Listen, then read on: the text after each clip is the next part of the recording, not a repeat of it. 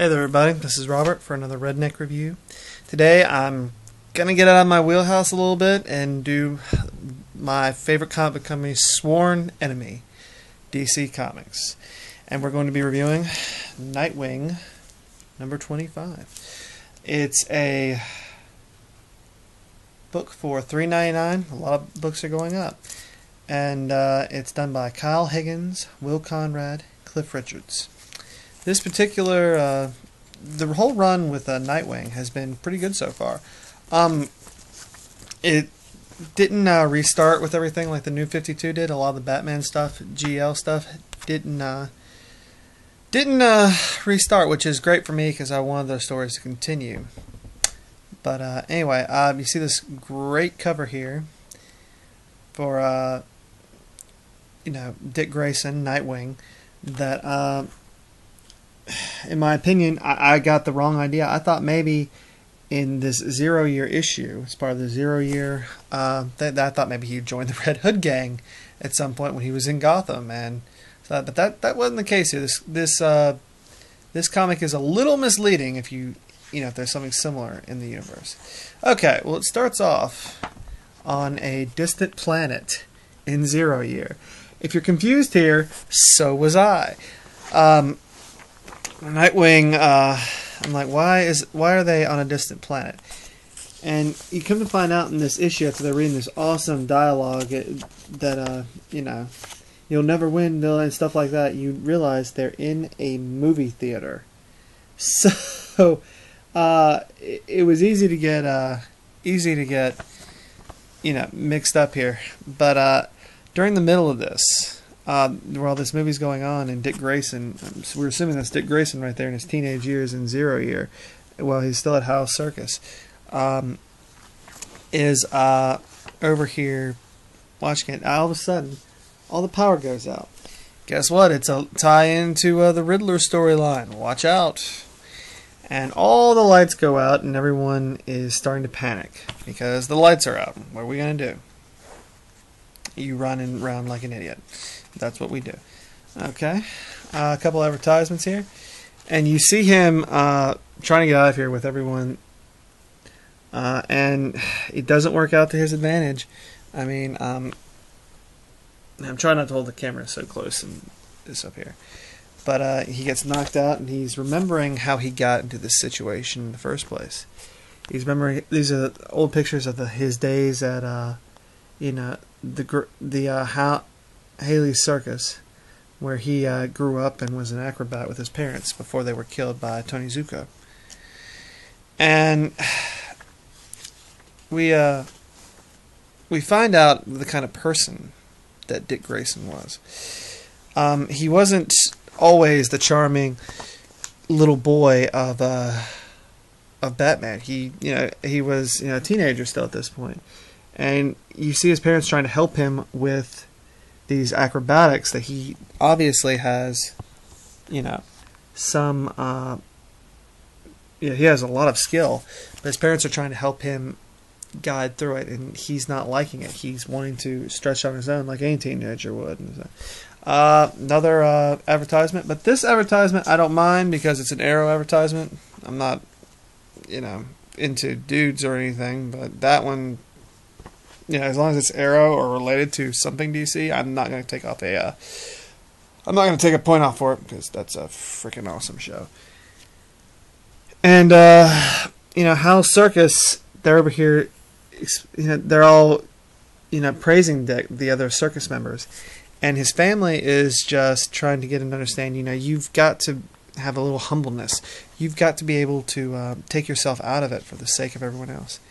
And apparently, in this particular issue right here, you see him coming up, and he's trying to go to a movie theater like we saw earlier, and no one wants to go with him because he's so prideful. I love that little take a story right there, and because of that, he's wanting to go out, and he says to go out on his own, but his dad tells him, no, you're not going to Gotham City by yourself. It's not going to happen. And what happens? He goes out anyway, like we already saw. I just dropped the comic. Anyway, Well, we find out one of the reasons this blackout occurred too is when the blackout happened, it affected Gotham General Hospital. That's right, the place the Joker blew up in the movie. I know you all don't remember that wonderful Christopher Nolan movie because it was just so not memorable. Anyway, we find out there's this part of the story didn't really make any sense. It was just there was a guy in here apparently they've been operating on and has gotten loose and has busted his way through the hospital before the establishment of powers with Batman. So, okay, a little nitpick there from the Marvel guy. Alright? And we find out that Dick wakes up in the movie theater and he's surrounded by these kids who are trying to help him. Generally these people are pretty good. And they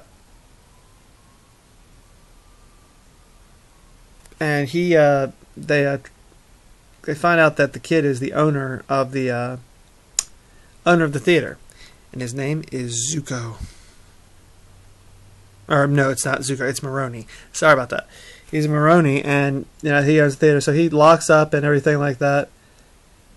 They ask him, they ask him where he's from. He says the circus. Maroni says, the circus, they still have those? Yes, the girl says, of course they have them.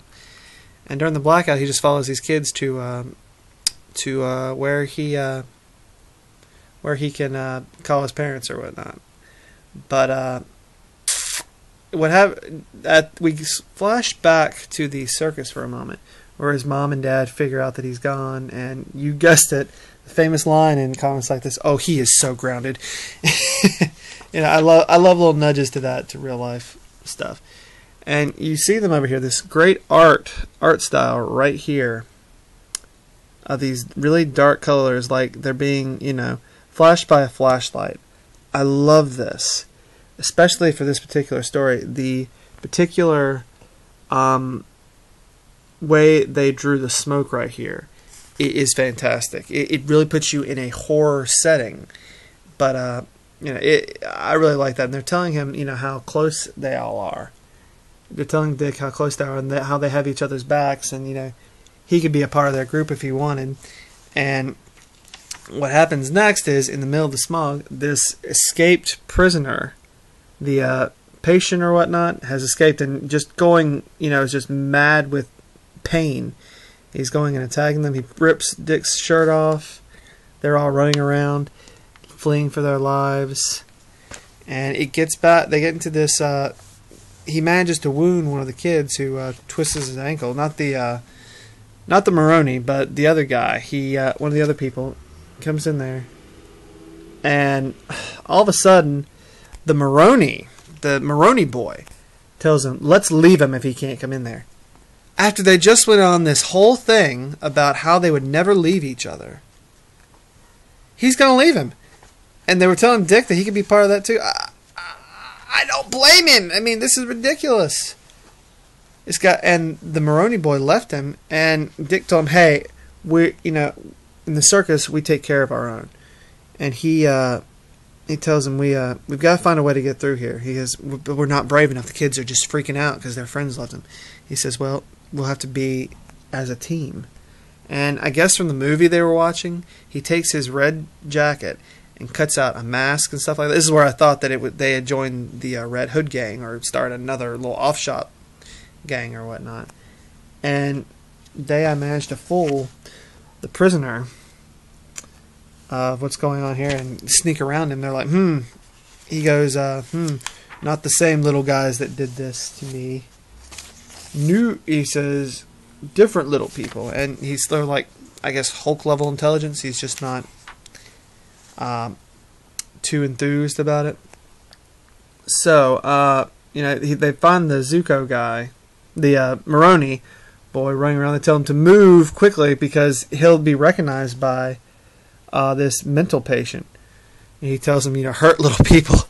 His vocabulary is not great. I wonder if he was an experiment. I don't know if he's going to be a future villain. Just don't know that at this point. We're going to see what's going on. And all of a sudden, the Maroni boy is being attacked by the patient, and Dick just springs into action and does all these feats of acrobats even before all this stuff goes down. And he just lets it turns into this great big chase up a apartment ladder, and kept going back and forth. He's running up from the rooftop to rooftop. He's telling me, "You got this, you got this, you got this, got this." And he grabs the wire. It shows you how talented Dick Grayson is.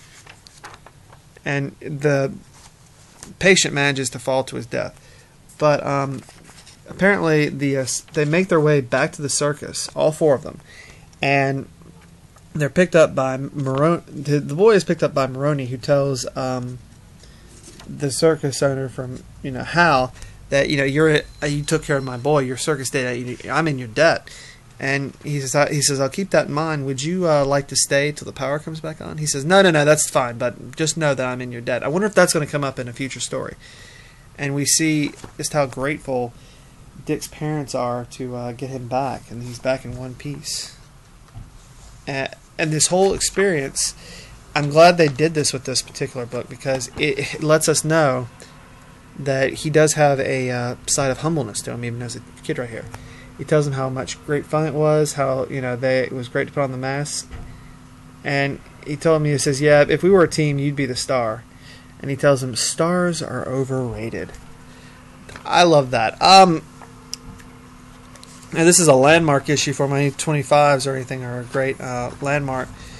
But all in all, Nightwing number 25 of the New 52 Zero Year. I am going to give a 5 for the story and a 5 for the art, because it was a self-contained story. This particular Zero Year issue, and you don't need to know anything other than this is Dick Grayson, and you learn that in the first couple issues. There weren't that many advertisements. The book itself, the only thing I could fault it on would be that it is $3.99, dollar more. That's it. So if you're interested, pick up Nightwing number 25 and start there. It's a great start on point from what's going on. If you have any questions or whatnot, or you would like me to do a review of the older Nightwing stuff, please leave your comments below. Thank you so much. This is Robert for Redneck Reviews. And remember, for Nightwing number 25, it was a 5 and a 5. I don't give those very often, but I did today. Thank you so much. Bye-bye.